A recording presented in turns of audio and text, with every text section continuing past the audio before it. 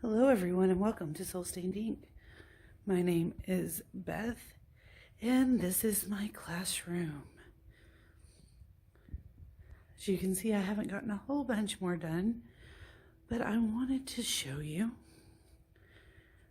this list of classes. Fourth hour is 8th grade reading, and then 8th hour is 8th grade ELA. 5th hour is 7th grade ELA. And 7th hour is 7th grade reading. And all of those classes are doing the same thing. We are doing novel studies. So I thought I would come to you in my classroom, talk about those novels.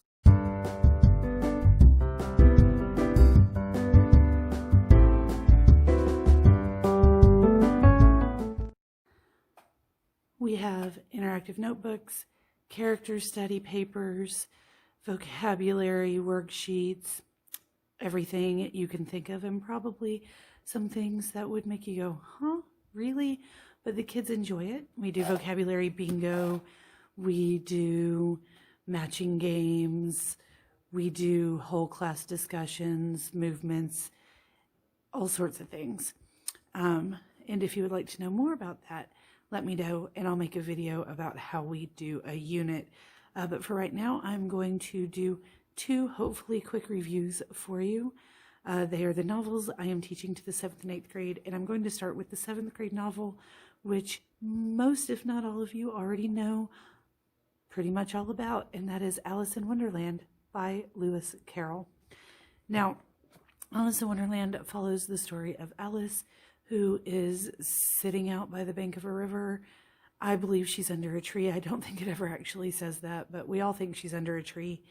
And there's a tree on the front cover, even though that's the tea party that she's at. She follows a white rabbit who's wearing a waistcoat and muttering to himself, and ends up following him down a rabbit hole that turns into a very deep well, and all sorts of crazy things happen. She grows smaller, she grows bigger, she almost drowns in her own pool of tears.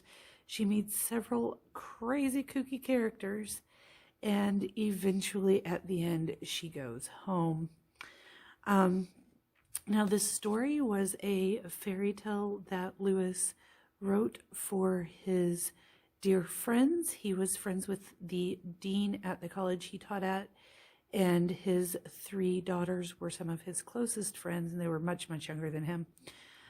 So they took the 3 girls on a fishing trip, apparently, and a picnic one day, and the girls begged him to come up with a brand new story just for them. And that is what started Alice's Adventures in Wonderland. And there has been a lot of conjecture about why the middle child, Alice, was the one who was the main character in this, why he chose all of the things that he chose to put into it. But basically, he said it was a fairy tale, and he wanted them to have a fairy tale that was for them, that they could remember forever. And so that is what he did. And he was very shocked when they pressed him to publish it, and it wound up not only being published, but becoming the most popular. It was in the top 3 most popular children's books of the time, and that was within a couple of years. And then before he died, it was known as the most popular children's book in the UK, and like 3rd most popular in the rest of the world. And my kids are really enjoying it. Most of them have never read the book. Actually, none of them have read the book, and most of them have never seen the movies. So they just know bits and pieces from popular knowledge, and they are enjoying getting to know what is actually in the story. And it's a lot of fun to watch their faces as you read these things, and they're like, what is happening? All right, the other book I want to talk to you about very briefly is My Brother Sam is Dead. This is by James Lincoln Collier and Christopher Collier, and it is a Revolutionary War novel. I've talked to you about this one before. Basically, Tim is the younger son of a tavern keeper, and he's the narrator of our story. His brother Sam comes in at the beginning of the book and says, I've joined the Patriot Militia. Benedict Arnold is in charge of the unit that I'm in, and we're going to go fight this war. And throughout the novel, you slowly have more and more of the war seeping in, because at the very beginning, Concord and Lexington just happened. And so throughout this, you were seeing the younger son of a tavern owner who's living his life in Reading, Connecticut. And, his brother's gone off to war, but he was already off at college, so it doesn't really change much around the house.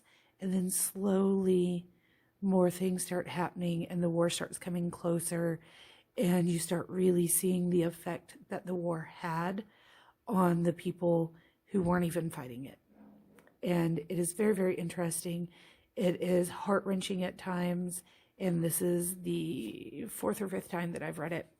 We're on chapter 7 out of 15, so we're about halfway through, a little less than halfway through. My kids are so far enjoying it, although they don't seem to be getting into it as much as my previous students did. I'm hoping that changes.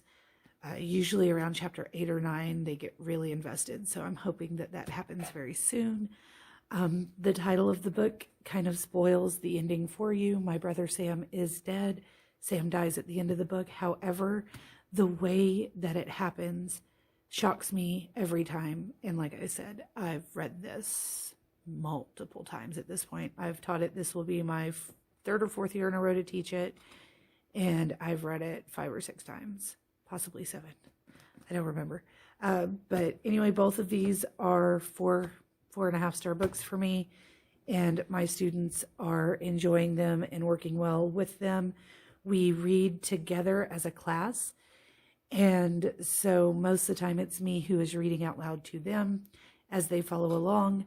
I know that they need to read on their own at some point, but they read other textbooks on their own, and sometimes I'll be like, okay, read this short story by yourself, but really we read together, we stop and discuss things, they ask me questions, and it really helps them work on their close reading and analysis as we do this, and create more of a feeling of a family, a close-knit group in the class where they are willing and able to come and ask questions.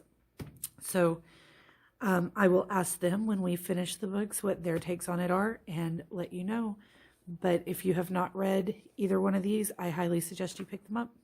Have a wonderful day. Bye.